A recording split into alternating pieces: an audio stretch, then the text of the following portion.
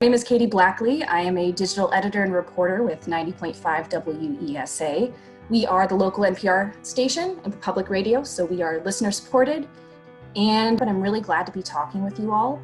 I am the main producer of our Good Question series, which is a listener-oriented, created, inspired program that we've been doing for about 3 years. It originally started in Chicago under this group called Harkin, and they would do Curious City is what it was called.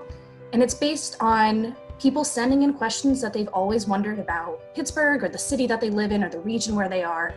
And then I go out and I try to answer them for them. So we've gotten over 900 questions in the past few years. So it's impossible to answer them all because we are a small newsroom, but we do what we can, and it's been really fun. We get anything from, why is Pittsburghese a thing? Why do people say yins and nat and all that stuff? To, what used to be on my street? Why is it called this specific thing? So it's been a lot of fun. We've been able to do a few different programs around it, like engaging people back when that was a thing. And yeah, so I'm here to tell you a little bit about some of the stories that I've produced. I chose 4 for you. The headline is Ride the Dips and Cut a Rug at Danceland, Remembering Westview Park. So Westview Park was an amusement park in Westview, the borough, which still exists. It's over here. I guess it's technically the north side. Westview Park was an amusement park years and years ago, but we had a couple questions about Westview Park. People had memories, or their parents had memories of it, and I had never heard of it. I've been to Kennywood. Idlewild is a thing, and up in Erie they have a couple of amusement parks in Conneaut. And they're small and they're cute. I grew up near Cedar Point, which is like big, so I have always been interested in just these smaller, more quaint amusement parks. So I went and found a group on Facebook called like Memories of Westview Park or something. That's give Facebook what it is, but they also have a lot of really interesting tools for people to connect to each other and share their memories.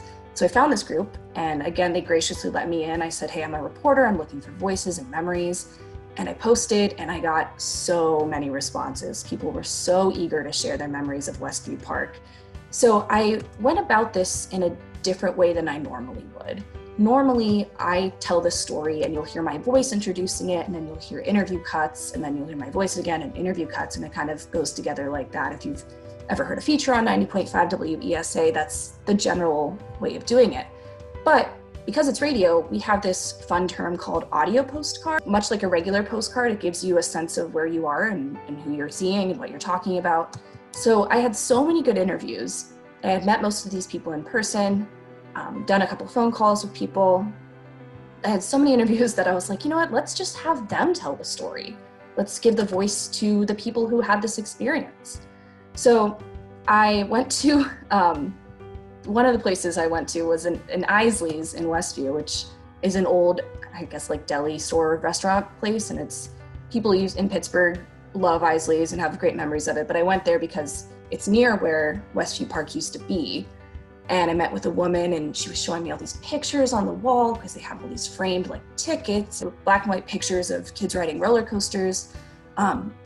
And it was a great atmosphere to talk about it.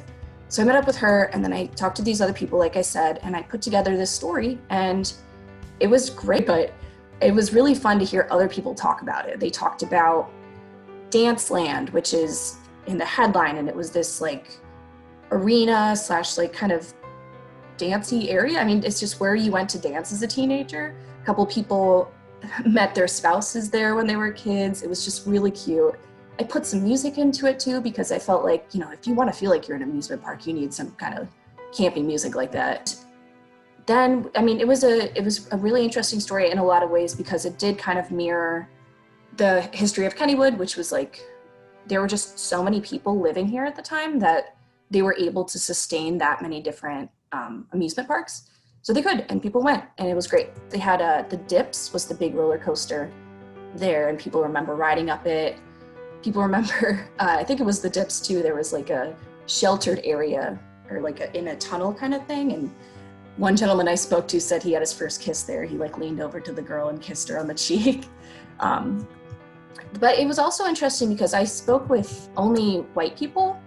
That's just kind of the the people who responded to me, but they mentioned even, this was a time of segregation, like Black people weren't really allowed to come, or they had to go to this certain place. And I wanted to make sure to mention that because that is an important part of our history, that, we weren't always this most livable city, as they say.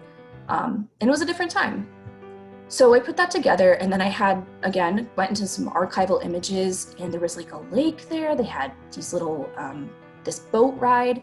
And if you ever go, it is in Westview, and it's like a shopping plaza now. There's like a McDonald's and a Taco Bell.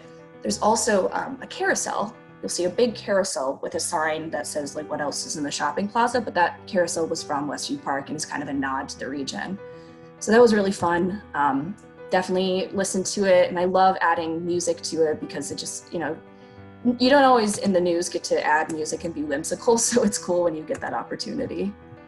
So the editing process with an audio postcard is a little more difficult because my editor had to really listen through to it, and sometimes she was like, well, there's this whole chunk of people talking about the Dips roller coaster, and I think that fits better over here, and I think maybe you should talk about Danceland over here, and that audio is a little bit too intense for that moment. So it was still very fruitful, but it's just a different way of editing, but it was overall a good experience.